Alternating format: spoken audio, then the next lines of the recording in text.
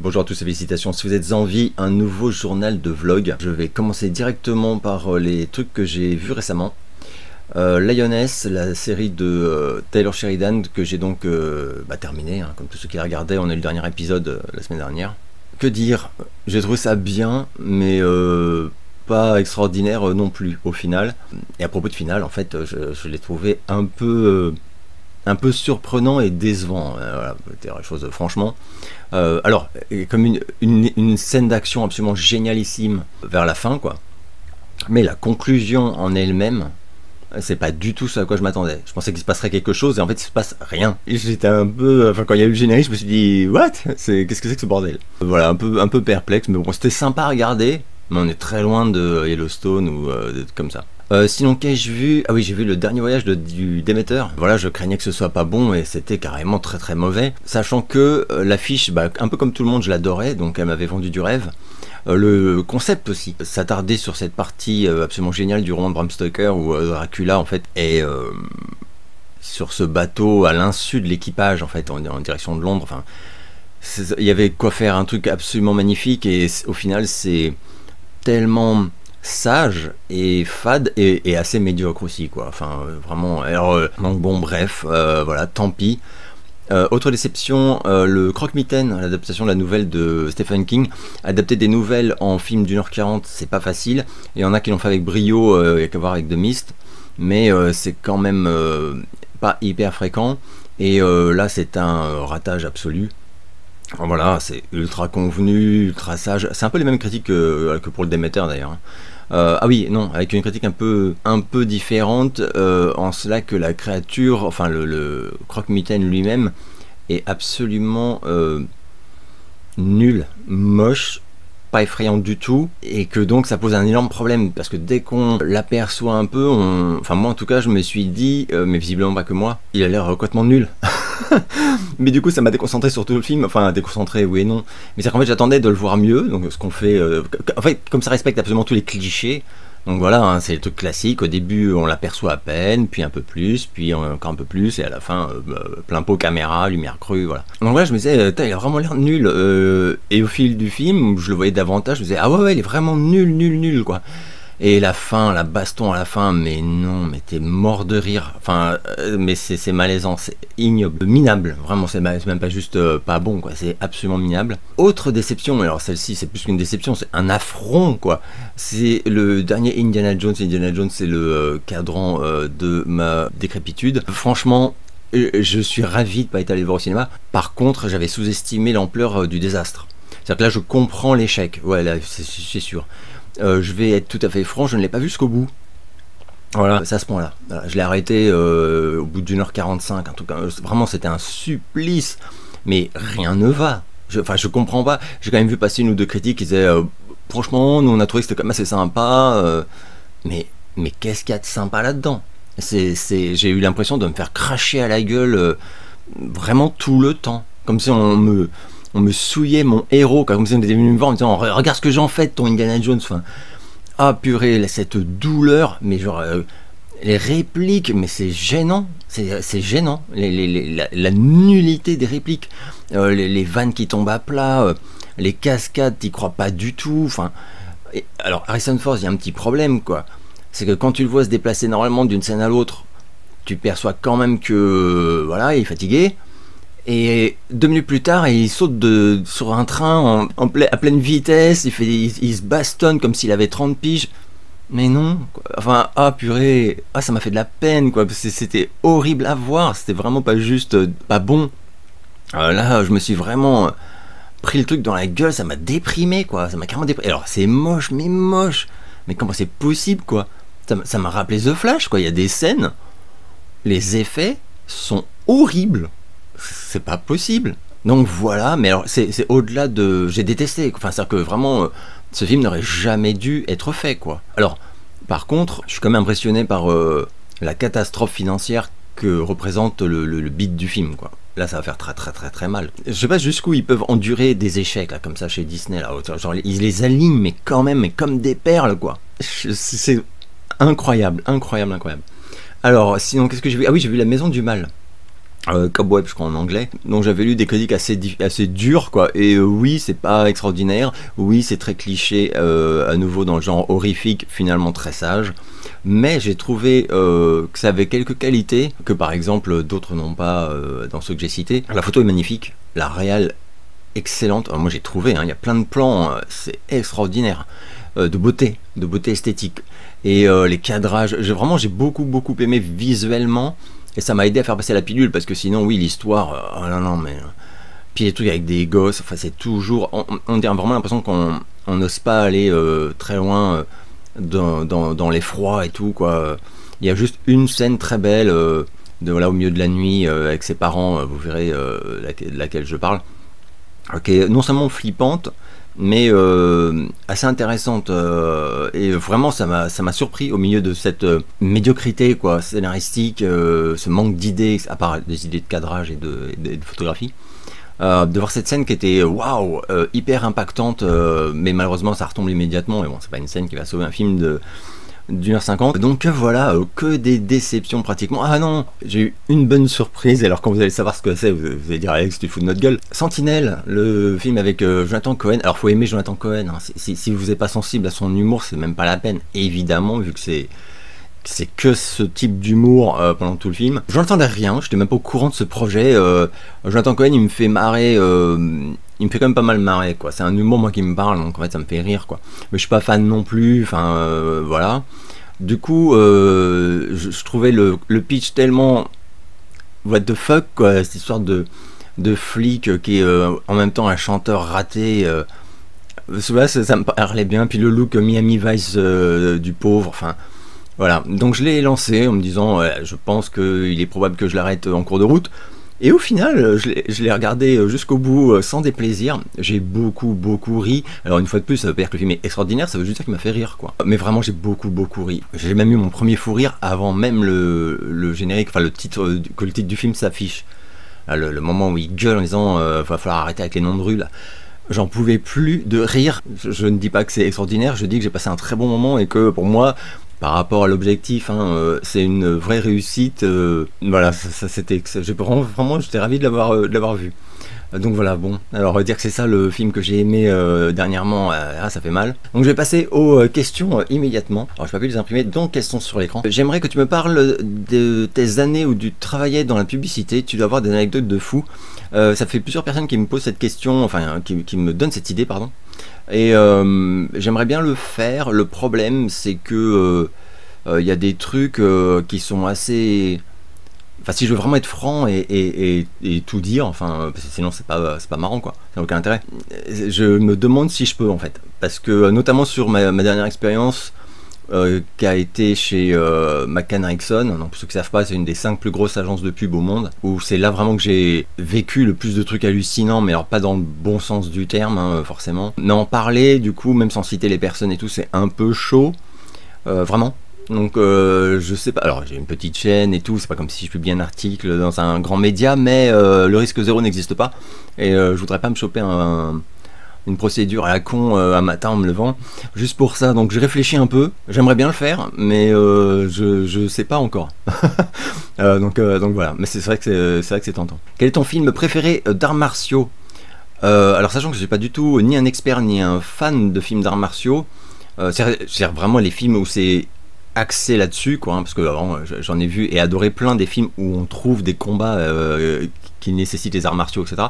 Mais bon, sinon par exemple Bruce Lee, je suis pas fan du tout. Je suis fan du type, j'ai lu des bouquins sur lui, j'ai vu des docus, il m'intéresse énormément, mais la filmo de Bruce Lee pour moi c'est compliqué. À la limite je dirais peut-être mon film quand même préféré mais j'ai comme tous vu évidemment, Opération Dragon. Alors c'est pas très original mais Opération Dragon c'était quand même au niveau des arts martiaux, waouh quoi, de mémoire, c'est une baffe.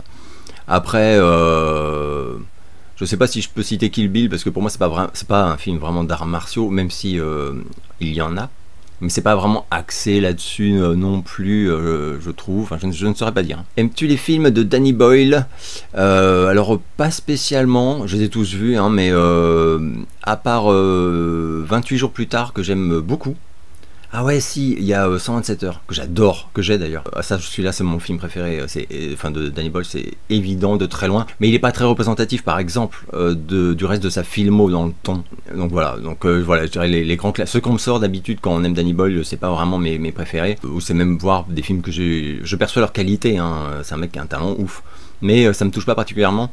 À part 127 heures que j'ai vraiment adoré. Tu n'aimes pas Lou Reed, mais que penses-tu de l'œuvre de sa femme, Laurie Anderson? Alors je connais très mal Laurie Anderson, à part quelques tubes, mais je préfère Lou Reed, oui c'est sûr. Donc je préfère écouter l'intégrale de Laurie Anderson que même un seul album de Lou Reed, c'est à ce niveau-là. Quel est l'auteur de chansons françaises qui sache faire vibrer les mots? Alors le problème c'est que tu dis auteur. Moi les chanteurs français où je trouve qu'ils font vraiment bien vibrer les mots, ne sont pas, je réalise, les auteurs de leurs propres chansons. Je pense par exemple à Bachung, voilà, où les textes, bon. Sinon, qui d'autre? L'album Bevilacqua de Christophe, celui-là, vraiment, les mots, c'est incroyable. Enfin, et la façon de les chanter, mais je vais être obligé de citer un peu Mylène, en fait, parce que Mylène, surtout au début, Ainsi soit je, quoi, son meilleur album pour moi. Là, les textes, c'est de la folie et ils sont d'elle. Et la façon de les verbaliser est extraordinaire, de mon point de vue.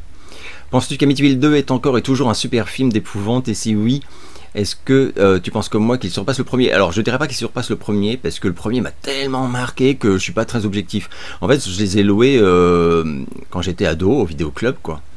Et le 1, il m'a mis une telle baffe. Mais par contre, je dois dire que j'adore le 2. Donc, parce qu'il y a des gens qui trouvent que c'est vraiment beaucoup moins bien. C'est bien dans le 2, enfin, je suis quasi sûr qu'il y a la scène avec l'ado et son Walkman. Oh putain. Ah non, mais cette scène-là, waouh! Je m'y attendais tellement pas, c'est tellement du génie. Et il est très violent, il est très dur. Ouais, moi je l'adore. J'adore Amityville 2. Maintenant, est-ce qu'il surpasse le premier? Je ne sais pas. Je ne saurais pas dire. Mais bon, je l'apprécie énormément. Si vous l'avez jamais vu, je vous le conseille à balle. As-tu jamais eu envie, dans un petit coin de ta tête, de réaliser un film ou écrire un scénario? Pas du tout. C'est des envies que j'ai pas eu du tout, mais jamais. Parce que je pense que c'est des capacités que j'ai pas et que, alors, non seulement je les ai pas, mais je vais pas. C'est vraiment le cinéma, c'est le plaisir du spectateur. Chez moi, quoi. Autant la musique, très vite j'ai eu envie d'en faire. Quand la lecture, ça m'a poussé à l'écriture. Mais mon amour du cinéma, et qui est pourtant vraiment dévorant, quoi, non, je reste à ma place, là, vraiment. Et même tellement que, il n'y a pas longtemps, il y a Anthony Pazona qui m'a proposé de faire un court-métrage pour une deuxième éventuelle édition de, c'est pas un festival, mais sa collection de courts-métrages de youtubeurs. Et je lui ai répondu très franchement que je préfère décliner plutôt que d'accepter par ego, voilà, par fierté, et livrer potentiellement quelque chose de totalement médiocre qui nous mettrait mal à l'aise, lui comme moi. Donc voilà, donc là j'ai vraiment aucune prétention, et j'ai même jamais. En plus, l'écriture de scénario, voilà, réaliser, non. Mais écrire un scénario, je pense que j'en serais potentiellement capable, mais c'est tellement laborieux.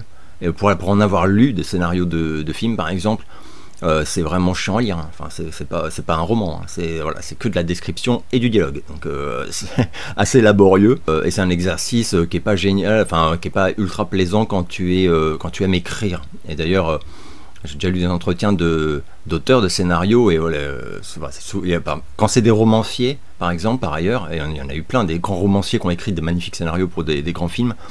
Voilà, enfin moi de ce que j'ai lu, ils ont tous dit que c'est un exercice difficile et qui est très contraignant. Donc voilà. Combien de figurines Goldorak possèdes-tu au total? Ouais, alors la question est drôle. Par contre, je peux pas. J'en ai beaucoup, mais vraiment beaucoup. Et en plus elles sont disséminées partout, donc ça va être le bordel. Mais je vais faire une petite vidéo là-dessus, un de ces quatre. C'est une très bonne idée, ce sera marrant. Mais ça va prendre un petit peu de temps pour que je m'en occupe et voilà, donc ce sera une vidéo isolée parce que quand je réfléchis, il y en a quand même un certain nombre. Quels sont tes chefs-d'œuvre dans le cinéma asiatique? Alors mes chefs-d'œuvre dans le cinéma asiatique, vraiment c'est mes chefs-d'œuvre. Donc c'est pas des films qui sont perçus comme des chefs-d'œuvre. Hein. Bon, il y en a quelques-uns. Oui, ça surprendrait personne, mais je préfère parler de trucs que j'adore et qui sont méconnus comme Friend par exemple, ou Champion aussi, qui sont des films que j'ai énormément aimés. Champion, c'est un magnifique film de boxe, qui a une histoire vraie en plus. Et sinon, je vais assez vite basculer dans les films d'horreur. Nouvelle Cuisine, c'était extraordinaire. Enfin, il y en a plein après, il y en a vraiment beaucoup, beaucoup. Après, pour parler vraiment de grands classiques, Ran, moi j'ai adoré. Donc voilà, Bittersweet Life, des trucs comme ça. Connais-tu le groupe Filter, dont le chanteur Richard Patrick, frère de l'acteur Robert Patrick, a été guitariste de Nine Inch Nails? Alors je vous ai allumé derrière parce que commence à faire sombre en même temps que j'allais chercher mes CD de Filter, parce que oui, Filter, je connais, et c'est d'ailleurs le groupe que j'ai vu le plus de fois en concert dans ma vie. Parce qu'à une époque, notamment au début de Filter, ils venaient tout le temps à Paris, mais tout le temps, et dans des salles mais microscopiques évidemment. Et avec mon pote Hervé, on y allait tout le temps.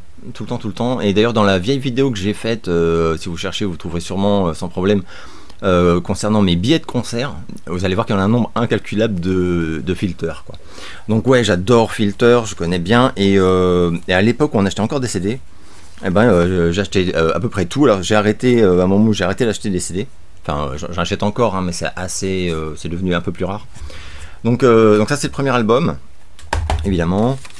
Maxi, ah oui, parce que donc j'étais tellement fan, et j'étais aussi tellement fan des remixes. Ils faisaient des remixes et des versions extended de ouf, quoi, à l'époque. Donc j'achetais tout parce que j'étais jamais déçu, quoi. Donc là, voilà, le deuxième album, chef-d'œuvre, hein, vraiment. Hein, c'est à une période, je peux même dire que j'aimais autant Filter que Nine Inch Nails, quoi. Donc ça, tous ces maxi là, évidemment, même quand il y a les mêmes pochettes, en fait c'est des éditions différentes. Superbe album celui-là aussi, peut-être le dernier que je trouve vraiment génial. Il y a des trucs différents dessus, il va sans dire. Voilà, encore ça, tout ça c'est des versions différentes. Donc voilà, donc voilà pour Filter. As-tu connu Daniel Dark? Que penses-tu de cet artiste écorché vif que je croisais parfois dans le métro accroupi, pas assis, lisant, et qui a malheureusement mal fini, mais heureusement son œuvre est présente? Alors là j'arrive à une période où je regrette un peu de ne pas avoir fait rigoureusement des descriptifs des sujets abordés dans mes journaux de vlog passés, parce que là une trentaine de journaux de vlog, là je vais te dire, j'en ai parlé de Daniel Dark, mais il y a longtemps, parce qu'on m'avait posé la question, et j'ai raconté comment je suis arrivé à le croiser, en fait, et voilà, c'est une anecdote assez triste, mais voilà, bref, je sais pas trop comment dire, en fait. Je sais plus dans quel journal de vlog j'ai raconté toute cette anecdote, et je voudrais pas la répéter pour tous ceux qui l'ont vu à l'époque, mais je précisais que j'ai jamais été fan de Taxi Girl, aussi surprenant que ça puisse paraître pour ceux qui connaissent ma musique. Voilà, même les tubes, ça m'a jamais parlé du tout. J'ai adoré le premier album solo de Mirwais, par contre. Mais Daniel Dark, j'ai jamais aimé. Donc en solo, j'ai jamais aimé, ça m'a jamais touché. Alors que ça aurait pu, puisque voilà, j'adore Christophe, j'adore Bachung, j'adore le côté un peu voilà, cassé debout. Enfin, mais lui, je sais pas, il y a un truc qui non, ça connectait pas avec mes émotions, avec mon ressenti, ça. Voilà. Et par contre, de façon assez triste, je l'ai rencontré et je l'ai même aidé d'une certaine façon. Et c'était quelques mois, même pas, enfin vraiment peu de temps avant son décès. Donc super triste, et voilà. Après, j'avais plein de respect voilà, pour son œuvre et l'homme qu'il était. Mais enfin, effectivement, comme tu dis, c'était vraiment très compliqué. Et une autre artiste, Sappho, une artiste avec une voix extraordinaire, la connais-tu et que penses-tu de son œuvre Sappho? Alors sans être une amie, c'était une connaissance de ma mère. Donc c'est comme ça que j'ai été amené à connaître, parce qu'elle l'écoutait du coup. Et je trouvais ça assez étrange.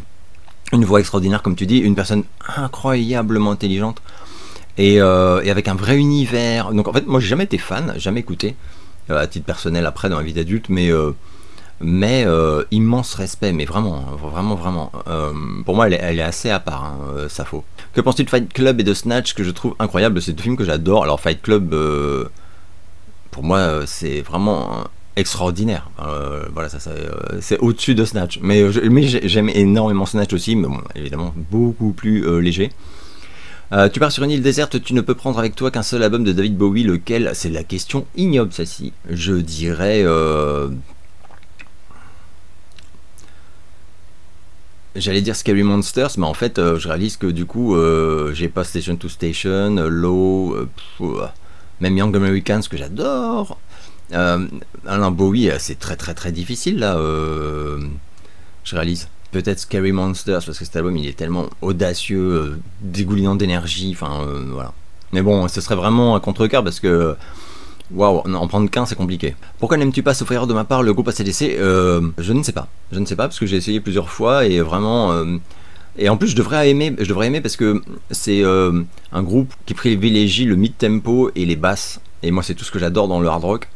Donc musicalement, d'un point de vue même des sonorités et tout, même il y a des mélodies assez simples et moi j'adore ça. Mais la voix déjà, la voix j'ai beaucoup de mal. Et je sais pas, le côté je saurais pas dire en fait, mais c'est vrai que j'ai jamais accroché. J'avais un album d'ACDC, un très vieux donc, mais qui est très bon, enfin, que j'aimais beaucoup, mais j'en ai jamais apprécié un autre suffisamment pour l'acheter, l'écouter régulièrement, etc. À propos de Rocky 4, préfères-tu la version cinéma ou le Director's Cut? Alors j'avais fait je crois une petite vidéo à l'époque de la sortie du Director's Cut, pour dire à quel point je le détestais. Donc je préfère la version originale de Rocky 4, mais de très loin, c'est même pas que je la préfère, c'est que j'adore Rocky 4, pour tout ce qu'il a d'obscène, de clipesque, Enfin, en fait, les gens qui aiment pas Rocky 4, quand ils me citent les raisons, je comprends, parce que j'écoute et je fais « Oh ouais, moi c'est tout ce que j'ai adoré, quoi, en fait. » Donc voilà. Mais là, pour moi, là, il s'est levé un matin, il s'est dit « Je vais rendre ce film respectable. » Et il l'a massacré. De mon point de vue, hein, il l'a massacré. Donc quand j'ai découvert le Director's Cut de Rocky 4, je suis resté, j'ai bugué en fait, je fais erreur 404 quoi. Je dis mais qu'est-ce qui lui est passé par la tête en fait. Voilà, donc tout le charme du film a disparu, mais plein de séquences, mais même le montage, enfin ça ne va pas du tout. Enfin moi je n'aime, non vraiment, non c'est pas possible, c'est absolument pas possible. J'ai détesté son Director's Cut. Je l'ai vu une fois, je me suis dit plus jamais de ma vie je m'inflige ça, parce qu'en plus pour moi il a vraiment cassé un truc qui était génial, qui était parfait dans son genre quoi. Donc c'est comme si demain Gonaga il se ramenait, il me disait ah t'adores Goldorak, attends, parce que quand même il est un peu vulgose, les couleurs sont un peu criardes, je pense que je peux faire mieux. Et il revient avec un Goldorak classe on va dire, avec genre les couleurs complètement fades, des trucs un peu moins disproportionnés, enfin je sais pas, un Goldorak plus présentable on va dire, plus sérieux. Et moi je regarde ça et je dis c'est horrible, c'est plus Goldorak. donc voilà, donc là pour moi il a pris Rocky 4 et il a essayé d'en faire je ne sais quoi, mais c'est n'importe quoi. Ne trouves-tu pas dommage que Cameron ne fasse plus que du Avatar, à l'instar de George Lucas qui n'a fait que du Star Wars? Alors je trouve ça super dommage à titre personnel. Maintenant je sais que tous les fans de Avatar, et voilà, clairement visiblement il y en a beaucoup sur la planète, ne seront pas d'accord, enfin sont fous de joie qu'au contraire il se consacre à balle sur Avatar pour le reste de sa vie. Clairement, c'est un peu ce qu'il a sous-entendu. Moi maintenant à titre personnel, vu que j'aime pas Avatar, beaucoup apprécié le premier, mais vraiment hein, par contre je l'ai pas, c'est pas un film que j'ai vu 20 fois, enfin voilà. Le 2 il m'a énormément déçu, donc voilà. Donc voilà, je suis pas un fan d'Avatar du tout. Donc en fait moi je préférerais qu'il fasse des vrais films, enfin des vrais films. La phrase qu'il faut pas dire, c'est pas que c'est pas des vrais films bien sûr, mais je regarde des films isolés. C'est un peu la même critique que je fais parfois à Tom Cruise, où je dis plutôt que d'enchaîner les Missions Impossibles, voilà, où les années défilent à faire des cascades à volo et sur des scénars qui sont quand même divertissants, mais c'est pas, voilà, je préférerais qu'ils fassent des films isolés quoi, comme voilà, des collatérales, des je sais pas quoi. Donc voilà, donc Cameron, j'aimerais bien qu'il y ait des nouveaux films de Cameron qui soient des projets tout à fait nouveaux, où on dise voilà, bref. Clairement on l'aura pas vraiment, je crois il a un projet parallèle à Avatar de film qui éventuellement il souhaiterait pouvoir faire dans le reste de sa carrière. Aura-t-il le temps, l'énergie, etc. Perso j'ai de gros doutes. Donc bon. Possèdes-tu des ouvrages musicaux de la collection Camion Blanc? Ils sont super mais hors de prix. Alors Camion Blanc je connais bien parce qu'à une époque j'avais une copine qui travaillait pour eux, enfin elle traduisait en fait pour eux. Pour moi c'est un scandale, alors je veux pas, c'est une petite maison d'édition et c'est fait, comment dire, je sais que ils sont passionnés, enfin voilà c'est tout un truc, c'est compliqué, mais je dois être franc, et en tant que lecteur je trouve ça inadmissible. Je trouve ça inadmissible les tarifs quoi. Alors je sais que justement on m'avait expliqué ouais mais c'est parce que ils sont très chers effectivement, mais c'est parce que les tirages sont très faibles en fait, c'est des tout petits tirages parce que voilà.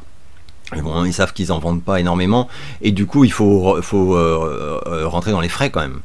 Alors ça je l'entends parce qu'en plus voilà j'ai pas mal côtoyé à une époque des maisons d'édition, tout ça, donc je sais très bien comment ça fonctionne. Maintenant, cette excuse pour moi marche dans une certaine limite. Et quand tu vends des livres où réellement il n'y a rien d'onéreux dans le livre en lui-même, et que tu mets ça 35 €, non, là ça par contre la marge elle est tellement colossale qu'il n'y a aucune excuse, c'est juste que t'as décidé de le mettre hors de prix quoi. Donc voilà, parce que ils sont, tu dis, ils sont super, visuellement c'est à chier quoi, enfin c'est hyper moche je trouve, hein. Enfin il y a aucun travail quoi, enfin le papier c'est pas génial, même la couve c'est que des couves souples, vraiment c'est pas du haut de gamme du tout quoi. Donc pour moi ça, en plus l'objet, le livre ne mérite pas du tout le prix quoi. Enfin donc voilà. Alors moi j'en ai aucun parce que j'ai la chance d'être bilingue. Donc en fait j'ai énormément de livres, même là par exemple, qui ont été traduits et réédités par Camion Blanc, mais il y a aussi le délai. C'est-à-dire que Camion Blanc, le temps de traduire, d'acquérir les droits de machin, etc., il se passe pas loin d'1 an à chaque fois, au moins. Et moi quand je suis intéressé par un bouquin, je l'achète dès qu'il sort, je peux pas attendre, j'ai pas envie de toute façon. Mais plus que ça, par exemple, si je prends l'autobiographie du chanteur de Kiss, Paul Stanley, donc un énorme pavé qui pèse je ne sais combien, un livre absolument magnifique, je parle vraiment de l'objet, hein, avec tout un livret central de photos couleur, papier glacé, machin. À l'intérieur, en plus, voilà, c'est vraiment extrêmement génial. C'est un livre qui était vendu, je crois, 21 €, un truc comme ça. Et en édition Camion Blanc, donc entre guillemets tout pourri, c'est-à-dire, comparé à ça, l'objet ça a juste rien à voir. Comment c'est possible quoi? Alors je veux bien, oui là d'accord, c'est une immense maison d'édition américaine, c'est tiré à je ne sais même pas combien d'exemplaires.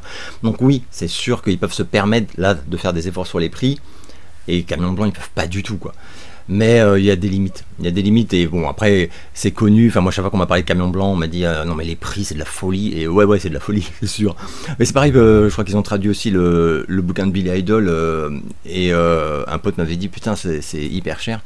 Et je vois mon Billy Idol à moi qui est comme le Paul Stanley là, il a coûté 18 $, enfin bref. Team Madame est servie ou une nounou d'enfer, 2 séries que je n'ai pas regardées. Donc je les connais parce que j'ai été tombé 1 ou 2 fois sur des épisodes quand j'étais ado quoi.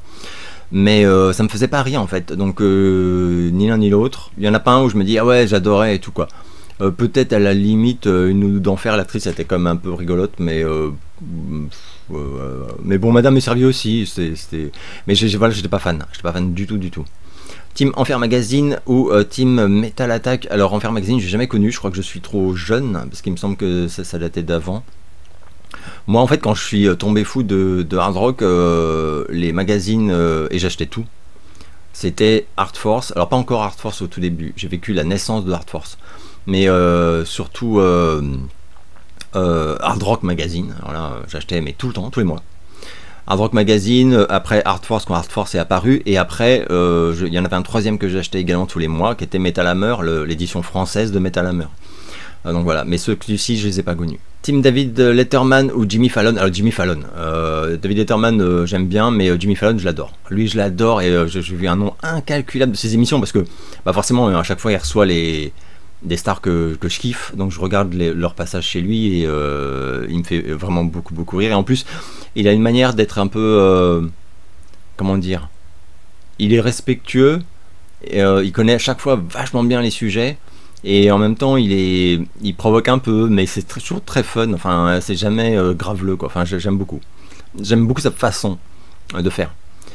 Team Kurt Cobain ou Tupac Shakur. Kurt Cobain quand même, parce que Tupac, c'est marrant d'ailleurs, j'écoutais encore la semaine dernière California Love, mais ouais, j'ai plus d'atomes crochus avec Kurt Cobain, enfin rien que par son journal intime, même artistiquement, je me sens beaucoup plus proche de lui quoi. Donc voilà, je dirais ça. Mais ça veut dire que qu'il est supérieur ni rien du tout, évidemment, mais juste que moi ça me parle plus. Donc Team Julia Roberts ou Nicole Kidman. Pour moi c'est 2 actrices qui ont un peu flingué leur carrière, pas exagéré, mais je comprends assez mal. Est-ce que c'est leurs agents, qu'est-ce qui s'est passé, je ne sais pas. Julia Roberts je l'avais adorée dans Erin Brockovich évidemment. Après, elle a fait quand même beaucoup de films nuls, je trouve, très très médiocres. Et Nicole Kidman, je sais pas ce qui se passe quoi. Enfin, de Northman à Lioness, enfin, elle fait des petits rôles bidons. Enfin, bon. Après, il y a aussi le physique. Hein. Elle a fait des choix qui sont les siens, hein, donc je respecte. Mais elle a du coup un visage qui d'abord est un peu étrange et ensuite totalement inexpressif du coup. Donc c'est un peu triste en fait, parce que dans les autres, elle était extraordinaire. Enfin, moi les autres, c'est un de mes films de fantômes préférés quoi. Team Troupe du Splendide ou Team Jamel Comedy Club. Alors Jamel Comedy Club, ça m'a jamais fait marrer, donc c'est vraiment, enfin si des fois il y avait des artistes qui me faisaient un peu rire, mais c'était, voilà, jamais été hyper fan. Troupe du Splendide, j'aimais bien, hein, j'avais vu les films et tout, mais j'aimais bien sans plus en fait. Voilà, en fait, pareil. Moi vraiment, les seuls, la troupe de comiques qu'on pourrait dire qui m'a touché et fait hurler de rire quoi, c'est les Inconnus. Mais il y a vraiment, c'est eux quoi, il y a que quoi. Les Inconnus, genre les films, les shows spéciaux à la télé, enfin c'était, j'en pouvais plus de rire. Team Midnight Express ou Orange Mécanique, et as-tu vécu l'impact de ces films? Alors non, c'est la première fois depuis que j'ai ma chaîne que je peux dire je suis trop jeune, parce que je suis trop jeune, donc j'ai pas vécu leur sortie.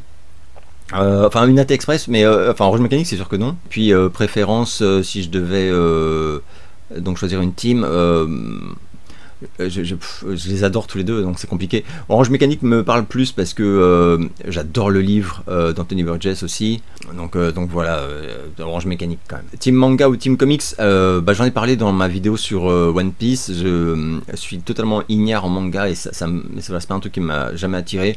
Les ceux que j'ai lus, donc c'est comme je l'ai dit, c'est les originaux de Goldorak, mais c'était par curiosité quoi, c'était pour voilà, les connaître plus que pour me régaler, et je me suis pas particulièrement régalé d'ailleurs, et ceux d'Albator, donc voilà, et alors que les comics voilà, ne serait-ce que quand j'étais gosse quoi, je dévorais les comics quoi, vraiment, hein. Et même ado, jeune adulte, à une époque j'achetais tous les Spawn là, chez Image quand ils sortaient, il y avait un par mois. Donc d'ailleurs ils doivent être quelque part, hein, les Spawn. Donc j'ai plus une culture comics quoi. Là par contre j'en ai lu, oui, beaucoup même à une époque. Connais-tu le groupe Falling in Reverse? Ouais, je connais, mais je suis pas très fan. C'est comme Escape the Fate, tout ça. C'est des groupes où je suis vraiment allé écouter, mais je suis pas très fan de ce style musical. Voilà, où tu fusionnes les deux genres et vraiment entre le refrain où tu brailles comme un enragé et les couplets, donc il y a des cassures de. C'est super intéressant en fait, hein, mais j'ai jamais particulièrement accroché. Le seul groupe où j'ai vraiment beaucoup aimé certains disques, c'est Bring Me the Horizon, pardon. Voilà. Que penses-tu du rock soi-disant FM canadien des années 80, Triumph, et de chez nous des groupes français, Sortilège, ADX? Les groupes français de hard rock, je crois que j'en ai déjà parlé, j'en connais pas. Le seul que j'ai aimé et où j'ai acheté les disques, c'était Fisk, pour ceux qui ont connu. Mais bon, Fisk, c'était un groupe français, mais qui était parti aux États-Unis et avec un chanteur américain. Enfin, pour la période où moi j'ai vraiment beaucoup écouté. Mais ça, j'adorais Fisk, c'était génial. C'est un peu alors je dis quand même groupe français parce que les mecs étaient français, quoi, à part le chanteur. Bref. Et Triumph, il y avait l'album Surveillance, je crois que j'avais, et avec le titre Never Say Never, qui est génial. J'adore ce disque en fait, mais c'est le seul que j'ai de Triumph. Sinon, je connais pas très bien. Et la voix du mec de Triumph, incroyable, une voix qui monte dans les aigus, mais où ça reste super beau. Enfin, c'est un peu comme le chanteur de TNT, pour les fans de heavy metal qui ont connu. Everyone's a Star, le mec il pète tous les verres de la pièce, quoi. C'est impressionnant. Et je passe aux questions de Rudy. Team Les Trois Frères ou Team Le Paris? Ah bah voilà, je parlais des Inconnus. Alors Team Le Paris, parce que Le Paris, mais c'est un chef-d'œuvre pour moi, du genre. J'adore Les Trois Frères, hein, mais Le Paris, mais ah putain, c'est du génie. Aimes-tu East 17? Non, j'avais je crois le maxi CD de House of Love. Ouais, c'était très fun, hein, très décomplexé, c'est des années, voilà, c'est le symbole d'une musique qu'on n'a plus, quoi, mais donc voilà, enfin bon, je peux pas dire que j'ai aimé à part une chanson. Qu'est-ce que tu t'es dit lorsque tu as appris que George Lucas avait vendu Star Wars à Disney? Eh ben franchement, je suis resté perplexe, quoi. Je n'arrivais pas à y croire. Moi, je pensais vraiment que c'est un truc qu'il ferait jamais. C'était toute sa vie et tout, et en même temps, il y avait une logique, hein, parce que les gens demandaient des choses, lui il en avait marre qu'on lui demande, et je pense qu'à un moment il s'est dit je vends tout, comme ça c'est plus moi qu'on va faire chier en fait. Et puis bon, en plus évidemment l'appât du gain tout à fait légitime, hein, évidemment, presque 5 milliards il me semble, 4 milliards. Donc voilà, j'étais un peu sidéré, mais ça collait avec tout ce qu'il dit, enfin ça collait avec le bonhomme, quoi. Il en avait marre, hein, de toute façon, voilà, hein. Après, ce que j'avais pensé, c'est que ça allait mal se mettre, mais je pensais pas que ça se mettrait mal à ce point là. Mais je me suis dit, Disney, ils ont payé tellement cher qu'ils vont vouloir rentabiliser à balle et vite. Donc en fait, ça peut pas, ils vont pas respecter Star Wars, c'est impossible. Pour respecter Star Wars, il aurait fallu vraiment prendre son temps et chiader les trucs, faire peu, enfin faire peu, pas forcément, mais là c'est n'importe quoi, c'est un dégueulis d'œuvres de merde. Ah purée, c'est horrible. Après vraiment, je pensais pas que ce serait fait avec un tel amateurisme. C'est ça qui est fou, quoi. C'est comme la meuf qui avait dit ouais non mais c'est vrai que la dernière trilogie on aurait dû se concerter, on aurait dû écrire une vraie histoire qui se découpe en 3 films au lieu de... Mais non, mais enfin, c'est complètement dingue. C'est comme le mec qui dirait ouais c'est vrai, j'aurais dû ouvrir les yeux pendant que je pilotais ma moto. Enfin, qu'as-tu pensé de Zac Efron dans le rôle de Ted Bundy? Je l'ai adoré, il m'a bluffé. En plus j'avais un peu peur parce que voilà quoi, sur le papier c'était un peu étonnant comme choix d'acteur, et au final je trouve que c'est même le mec qui a le mieux interprété Ted Bundy, sachant que j'ai vu quasiment toutes les adaptations téléfilms, films ou même séries de Ted Bundy, parce que c'est un sujet qui m'a longtemps passionné. J'ai lu beaucoup de livres sur Bundy en américain principalement, et voilà, et c'est un mec fascinant au sens du dictionnaire, hein. Et je trouve que la performance de Zac Efron elle est juste géniale, voilà. Donc je suis pas un expert de cet acteur, mais là il s'est enfin j'avais lu qu'il s'y était vraiment plongé sans limite, et ça se voit. À ton avis, dans quelle période de sa vie Michael Jackson était-il vraiment heureux? Super question. Je dirais entre Off the Wall et Thriller. Je sais pas ce qu'en pense mon pote Stéphane Mialet. Ouais, si je réfléchis sérieusement, je pense que c'est à cette période-là de sa vie qu'il a été le plus heureux au quotidien, je dirais. Parce que il avait enfin réussi, il réussissait enfin à se libérer de sa famille, artistiquement parlant, à rencontrer par lui-même et de la façon qu'il désirait un succès réel, Day of the Wall, et où il fourmillait d'idées et d'ambitions. Il était mais voilà, ça jaillissait gaiement, j'ai envie de dire, de son esprit, et par la suite, mais même dès la conception de Bad, quelque chose s'est brisé, parce que l'anxiété, il faut faire mieux, il s'est stressé, il a commencé à se foutre du stress de ouf, et il s'est plus jamais retombé en fait. Puis après toutes les emmerdes, la pression de 1000 conneries. Alors que je pense qu'à cette époque-là, vraiment entre la conception d'Off the Wall, puis la conception de Thriller, et même la sortie de Thriller, où on le voit, mais même sur les footages, les machins, il a tout le temps la banane, il se marre, il est tout fou, même il y a qu'à voir le making-of de Thriller, avec John Landis, où il fait le con, et il est super motivé, il est vraiment heureux, il a l'air heureux, quoi. À ton avis, quel genre de chanson ou d'album aurait fait Elvis dans les années 80 s'il était en vie? Alors en supposant qu'il se soit libéré du colonel Parker, je pense qu'il aurait fait des trucs assez dingos.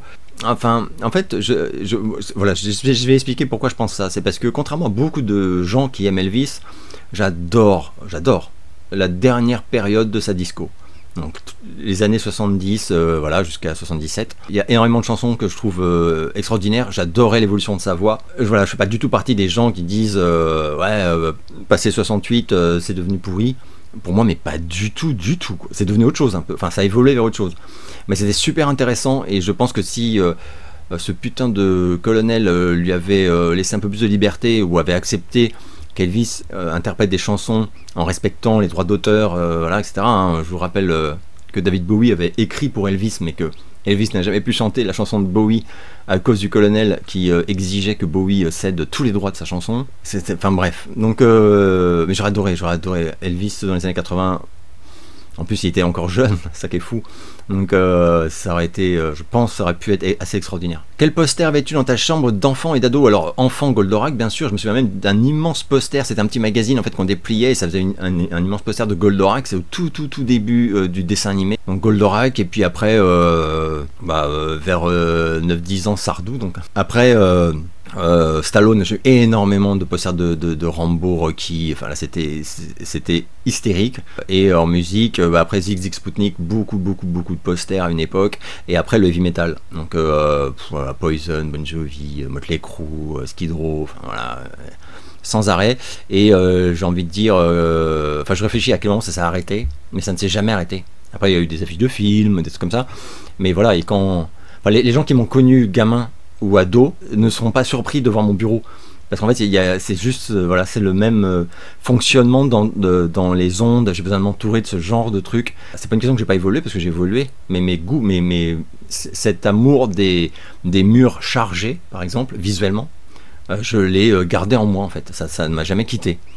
Donc le côté épuré machin, je trouve ça très beau, mais ça m'angoisse. Un mur blanc, vide, sans rien, je me sens pas bien. Voilà, je me tiens droit, je sais pas comment dire. Donc voilà. Qui a eu le meilleur doublage pour toi entre Goldorak, Sankukai, Albator, Capitaine Flamme ou Ulysse 31? Mais ah là là, impossible de répondre, parce que c'était pour moi une époque où les doublages étaient extraordinaires. Mais vraiment, hein, la qualité, le choix des doubleurs. Goldorak, mais rien que les voix du professeur Procyon, de Dactarus, enfin, mais même Vénusia, enfin, on s'en souvient tous, c'était des voix extraordinaires. Et même les fois où je retombe sur des extraits de ces séries, ou les époques où je les ai revues, ça, à chaque fois ça m'a frappé. Alors je suis pas un passionné du doublage, c'est un domaine qui m'intéresse pas du tout, sauf quand vraiment des voix sont exceptionnelles, et en France on a eu, notamment pendant les années 70-80, je trouve des voix de doubleurs qui étaient tellement belles et impactantes, enfin magnifiques. Donc voilà, donc là par contre tu t'en rends compte, quoi. Même quand t'es un novice comme ça. Mais là, je pense à Goldorak quand même, où le doublage était remarquable.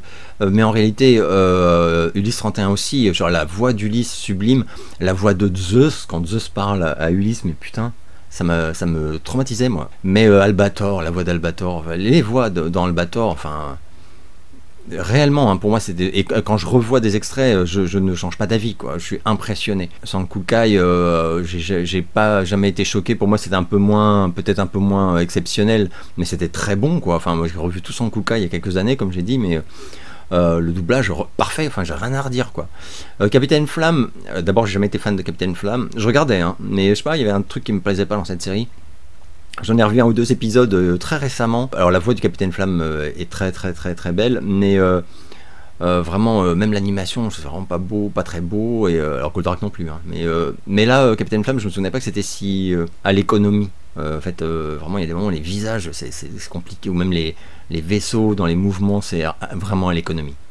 Donc là, ouais, lui, en dernier, quoi, Capitaine Flamme, c'est sûr. Pour les autres, vraiment, pour moi, c'était que très bon, quoi. Que penses-tu des films Tortue Ninja? Alors je viens de les récupérer, parce que les films Tortue Ninja pour moi c'est de la merde. Donc tous les reboots, les machins, les trucs là qu'on se tape depuis des années, c'est ignoble. J'ai tous regardé évidemment quand même, parce que Tortue Ninja j'adore, quoi. Alors, le meilleur film de tous les temps des Tortues Ninja, Fred des Toiles et des Poils a fait il y a quelques jours une sublime critique. Donc c'est un documentaire, hein, parce que c'est façon Fred. Donc en fait, je dis critique, mais en fait c'est des docus, quoi, lui qui fait sur ce film. Et ça m'a fait plaisir d'ailleurs, parce qu'il l'aime autant que je l'adore. Donc voilà, donc celui-là c'est le best of the best encore à ce jour, je trouve. J'ai le 2 également, alors qui est beaucoup moins bon, mais qui reste de mon point de vue de façon assez perverse, très jouissif.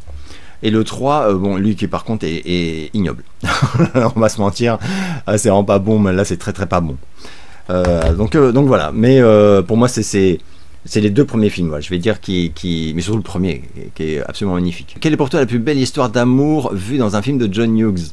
Alors pour moi, John Hughes, c'est pas vraiment des histoires d'amour, c'est plus des histoires d'amitié. Enfin, c'est là qu'il m'a frappé à chaque fois, quoi. Donc la plus belle histoire d'amour, je saurais pas trop dire, mais la plus belle histoire de relation humaine, je dirais un ticket pour 2, donc le Buck à quelque part aussi, qui est loin d'être que une comédie. Breakfast Club pas vraiment, mais enfin oui et non, mais j'adore, je vénère ce film. Non, je dirais plutôt un ticket pour 2, où là la notion d'empathie et de finalement une forme d'amitié, c'est tellement malin, c'est tellement touchant, c'est tellement beau. Oh là là, qu'est-ce que j'aime ce film. Donc voilà, c'était la dernière question. Je vais m'arrêter là. J'espère que vous allez bien et je vous donne rendez-vous très bientôt pour une nouvelle vidéo.